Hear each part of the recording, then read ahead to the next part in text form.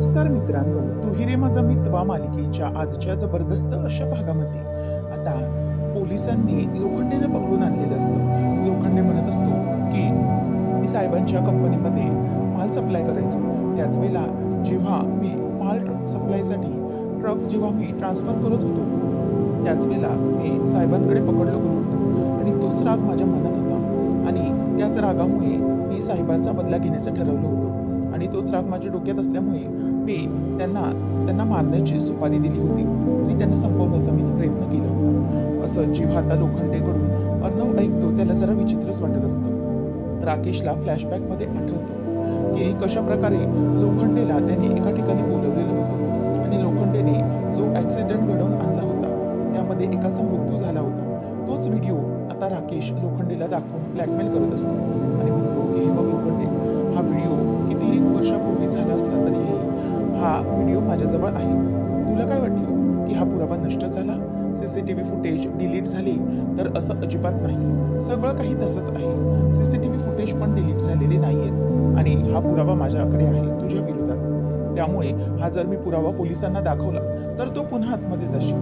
कसा बसा या सगळ्या प्रकरणातून सुटलायस ना, परंतु पुन्हा या प्रकरणामध्ये अडकला जाशील. समजलं? असं आता लोखंडे त्याच्याकडून ऐकतो तेव्हा घाबरतो आणि मग राकेश म्हणतो की काय रे लोखंडे, जायचंय का पुन्हा तुला आत? तेव्हा मग लोखंडे म्हणतो की नाही साहेब, नाही, असं प्लीज करू नका. त्या बदल्यात काय करायचंय? त्यावर आता लगेच राकेश म्हणतो की गुड क्वेश्चन. आता काय करायचंय ते मी तुला सांगतो.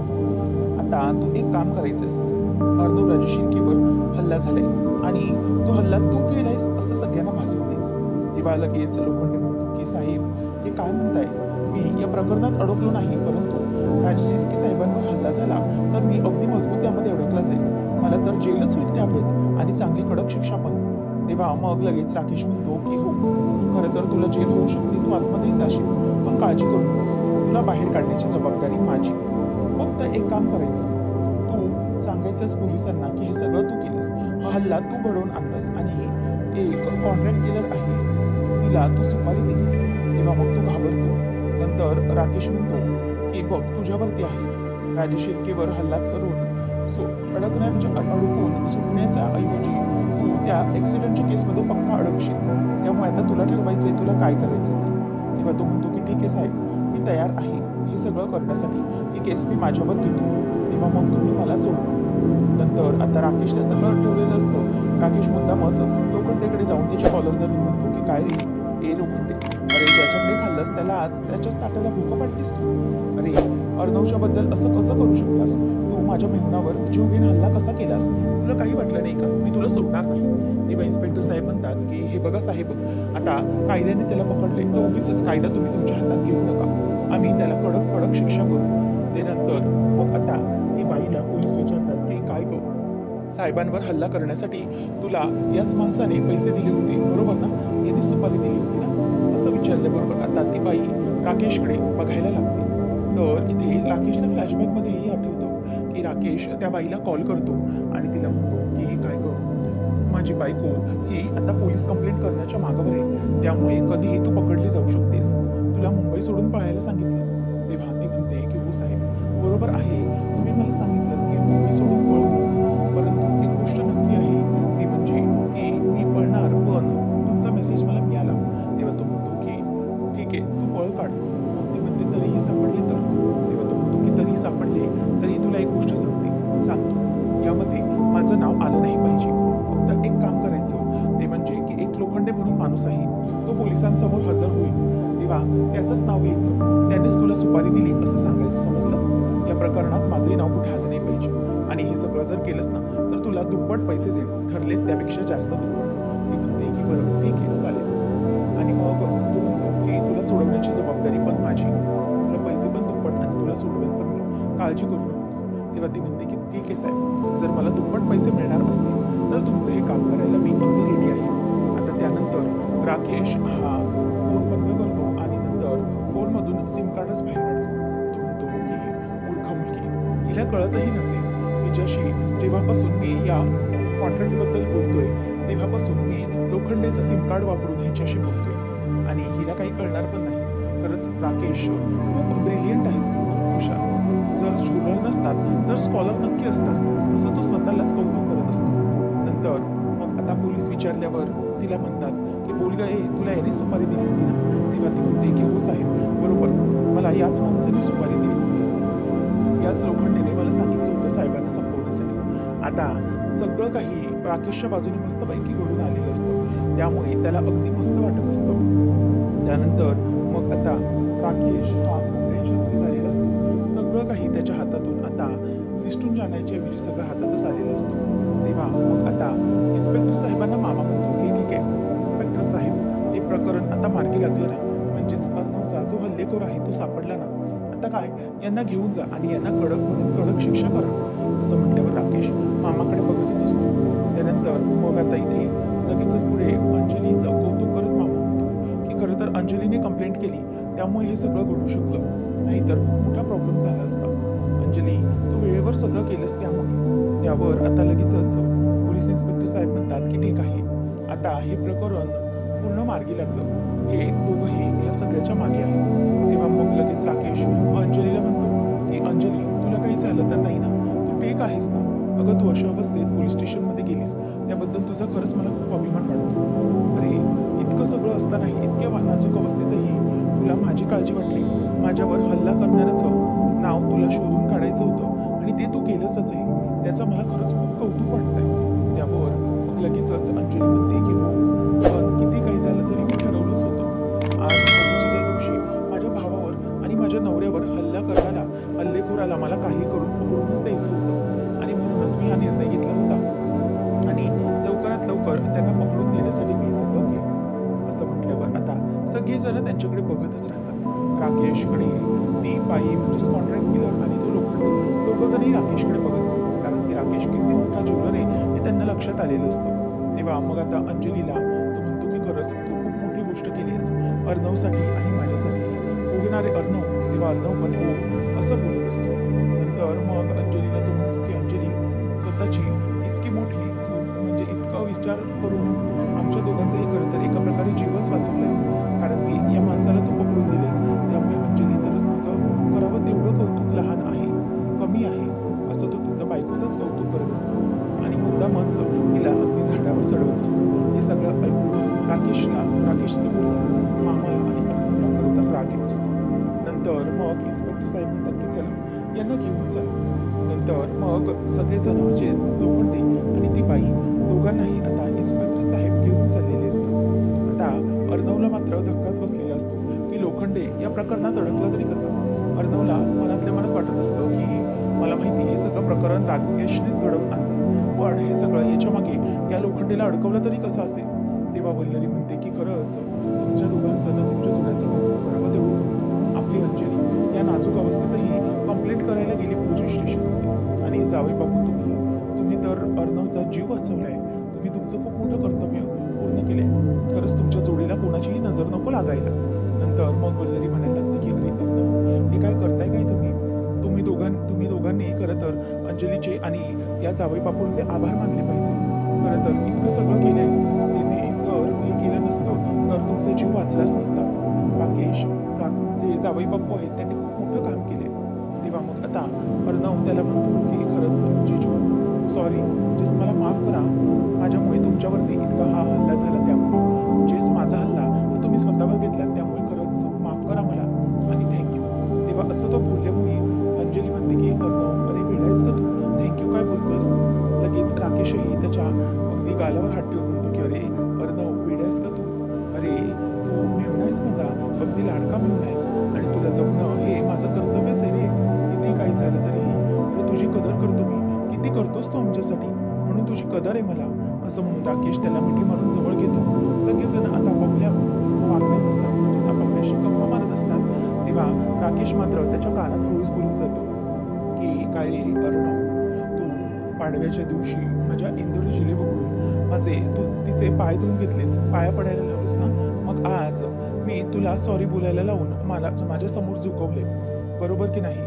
मग आता काय झालं रे अर्णव, आपल्या दोघांचाही स्कोर 1 बरोबर झालाय. दोघंही अगदी व्यवस्थित आहोत आपण मॅच, कळलं. त्यामुळे आता इथून पुढे आपण दोघंही कोण हरलं नाही आणि कोण जिंकलं नाही, इक्वल डबल स्कोर आहे असं तो त्याला बोलत असतो आणि म्हणतो की लक्षात ठेव, हे सगळं खरं तर मी घडवणार आहे, पण बघ कसं फिरवलंय सगळं. त्यामुळे अर्णव, तुला लक्षात आलं पाहिजे मी काय करू शकतो ते, असं म्हणून आता अर्णव हा अगदी शांत असतो. तो काहीच बोलून दाखवत नाही. मात्र ईश्वरी आणि मामा दोघांनाही कळत असतं की हा राकेश काहीतरी अर्णवला कानातल्या कानातच बोलून दाखवत आहे. अगदी हळू आवाजात. मामाला तर त्याचा खूप राग आलेला असतो. तेव्हा मामाकडे मुद्दामच राकेश बघतो आणि त्याला डोळा मारून दाखवतो. त्यानंतर ईश्वरी त्याच्याकडे रागाने बघत असते आणि त्यानंतर इथे अर्णवला तो बाजूला करतो आणि हे सगळं खरं तर मी केलंय हे सांगतो. अर्णवला लक्षात आलेलं असतं की राकेशनेच हे मुद्दाम प्रकरण घडवून आणलेलं असतं. नंतर मग आता ईश्वरी ही तिच्या रूममध्येच बसून असते. अर्णवचा मात्र राग अगदी इरेला पेटलेला असतो. अर्णव हा स्वतः सारखं सारखं घरातल्या घरातच त्याच्याच रूममध्ये जिम करत असतो, पुशअप्स करत असतो आणि हे सगळं करत असताना आता त्याला खूप खरं तर त्रास होत असतो, परंतु त्याचा त्रास काही थांबतच नसतो. ईश्वरी आता ते बघून तिला खरं तर खूप वाईट वाटत असतं. ती अर्णवला बऱ्याच वेळा थांबवण्याचा प्रयत्न करते, परंतु तशीच पुन्हा शांत फिरून मागे फिरते, कारण अर्णव हा रागात आहे हे तिच्या लक्षात आलेलं असतं. नंतर मग अर्णवला पुशअप्स करताना आठवत असतं की हे सगळं मी मुद्दाम घडवून आणलंय. अर्णव आपला स्कोर आता बरोबर आहे. तेव्हा मग आता ईश्वरी अर्णवजवळ जाते आणि म्हणते की अर्णव सर, बस करा हो, किती तुम्ही हे सगळं कराल, याने तुम्हाला त्रास होतोय, तुम्हाला कळत नाहीये का? तेव्हा मग आता अर्णव थांबतो आणि म्हणतो की मी सिद्धोर काय करू मग मी, मला कळत नाहीये हे सगळं कसं इतकं कसं घडू शकतं. मला या सगळ्याचा खूप राग येतो. पुन्हा तो पुशअप्स करायला जातो, त्याला त्रास व्हायला लागतो, धाप लागत असते.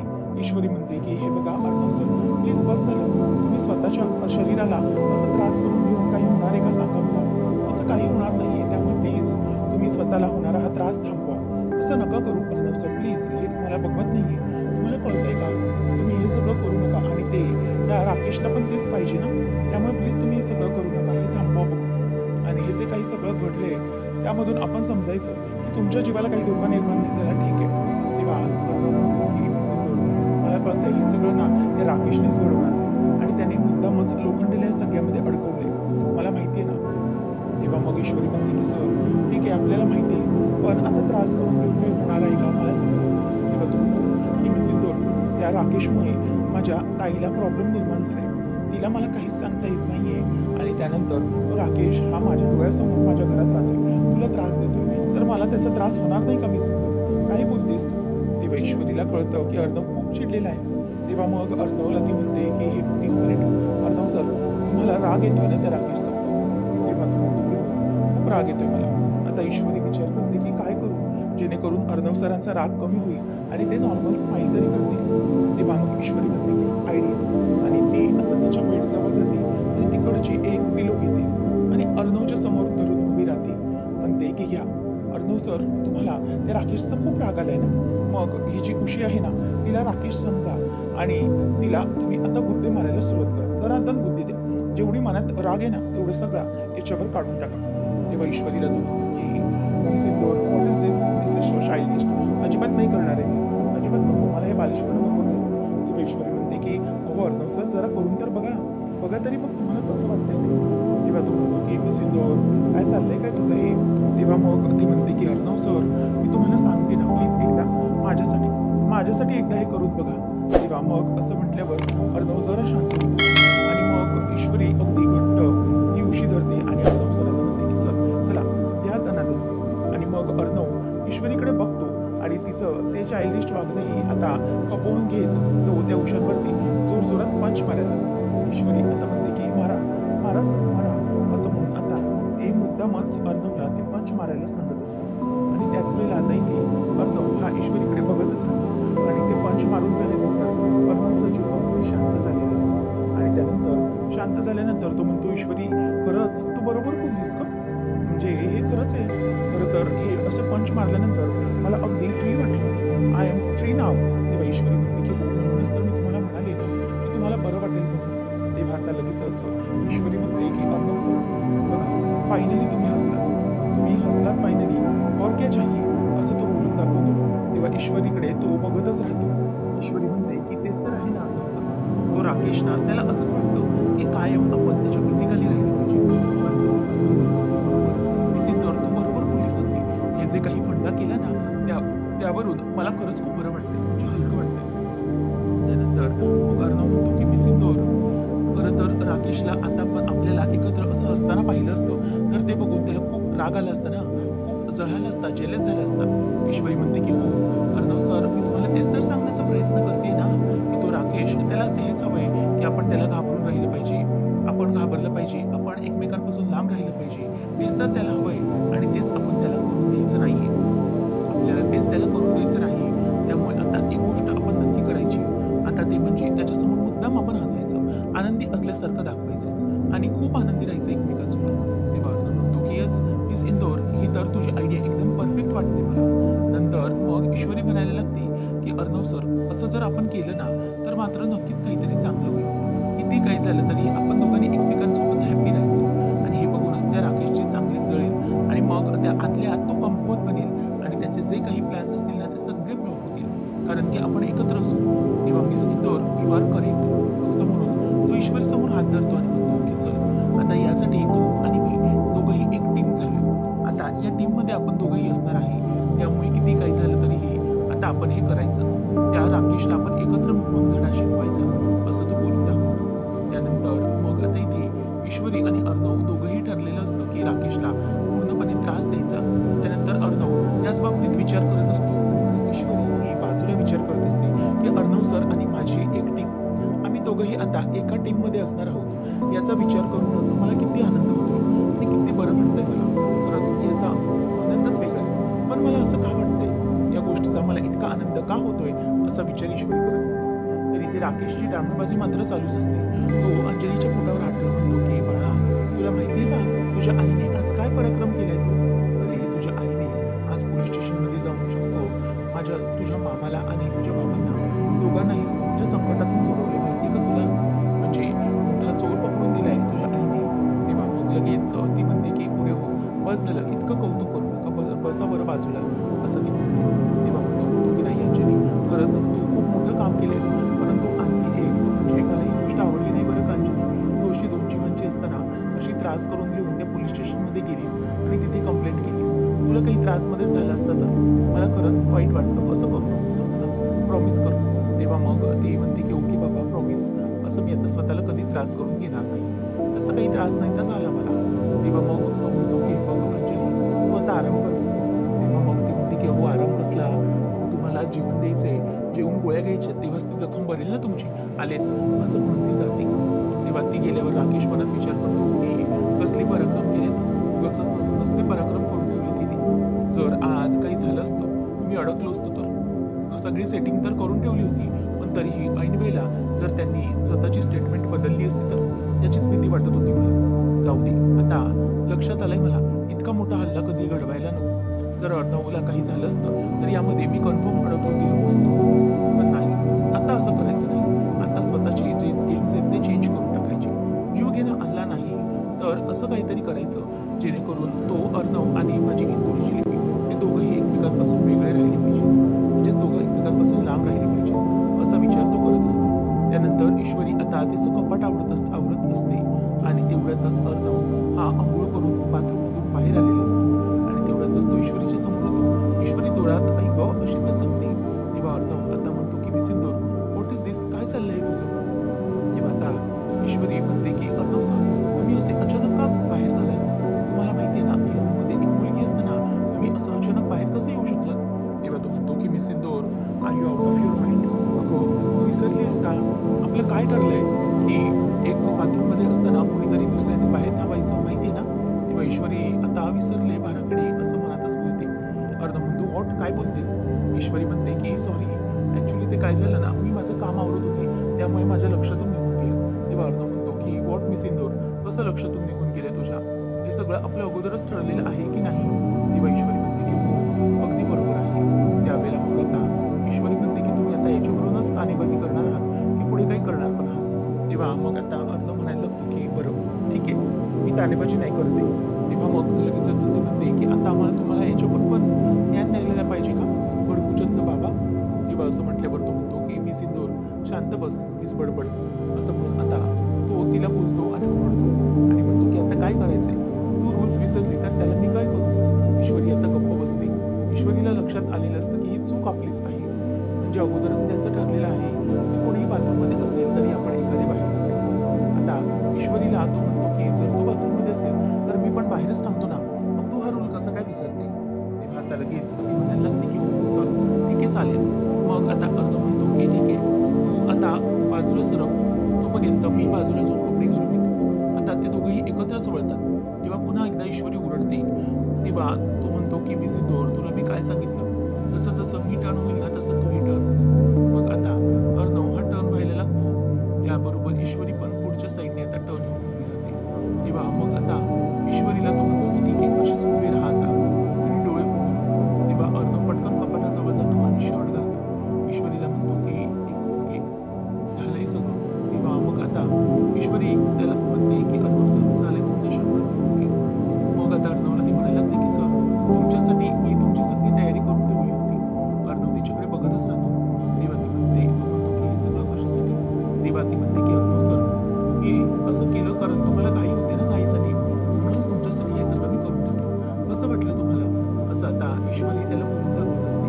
त्यानंतर मग आता हे सगळं बोलत असताना अर्णव बघतच राहतो आणि ईश्वरी त्याचं सगळे ते काही तिने केलेले कलर कॉम्बिनेशन असतात ते बघते आणि अर्णवकडे बघत असते. अर्णवला ती म्हणते की काय झालं सर, मी जे काही केलं ते तुम्हाला आवडलेलं नाहीये का? त्यावेळेला मग आता अर्णवला काय बोलायचं काहीच कळत नसतं, तो गप्प असतो.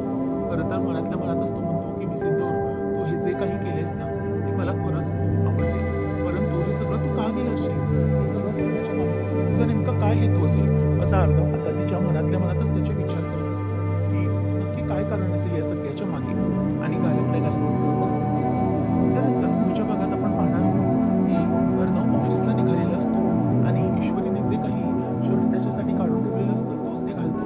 ईश्वरी म्हणते की अर्णव सर हे काय, मी तुमच्यासाठी जे बेडवर चूज करून ठेवलं होतं तेच तुम्ही घातलं, पण तुम्ही तर म्हणाला होतात की याचं कलर कॉम्बिनेशन व्यवस्थित नाही म्हणून. तेव्हा मग अर्णव म्हणतो की येस नव्हतं त्याचं आणि ते मी बोलूनही दाखवलं होतं, परंतु काय ना कधी कधी काही कॉम्बिनेशन्स आपल्याला ट्राय करायचे असतात आणि कधी कधी ते कॉम्बिनेशन्स छानही वाटतात. जसं की बाबा भडकूचंद आणि मिस इंदोर असं म्हटल्यावर आता ईश्वरी त्याच्याकडे बघतच राहते, कारण की अर्णव अगदी पॉझिटिव्ह झालेला असतो आणि ईश्वरी आणि त्याचं कॉम्बिनेशन अगदी छान वाटतं हे सगळं त्याने अगदी समोरून बोलून दाखवलेलं असतं. त्यामुळे ईश्वरी खरं तर खूप आनंदित झालेली असते. ईश्वरी ते अर्णवसाठी चूज केलेले कपडे त्याने घातलेले असतात, त्यामुळे ईश्वरीला आनंद झालेला असतो.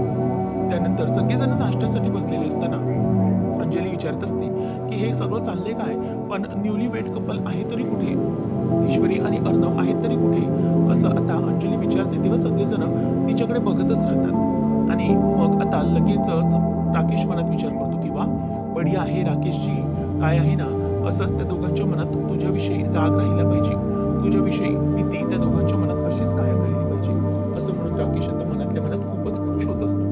परंतु त्याच्या मागे त्याचं काय होणार आहे हे त्यालाही माहीत नसतं. अशाच मालिकांचे अपडेट जाणून घेण्यासाठी आजच आपल्या चॅनलला सबस्क्राईब नक्कीच करा.